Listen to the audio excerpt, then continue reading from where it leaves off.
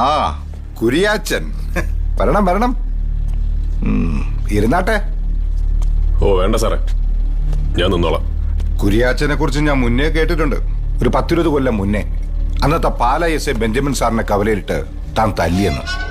ഉള്ളതാണോ?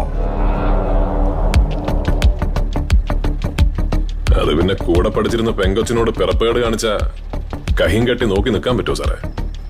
അന്ന് പിന്നെ അപ്പനുള്ള കാലമായിരുന്നോണ്ട് ശിവനും അറിയാതെ ഊരിപ്പോന്നു. അപ്പൊ ഇപ്പൊ അപ്പനില്ല അല്ലയോ? ഇല്ല സാറേ, പക്ഷെ ആ അപ്പന് ജനിച്ചതിന്റെ ഗുണമൊട്ടും കുറഞ്ഞിട്ടില്ല, കൂടിയിട്ടേ ഉള്ളൂ.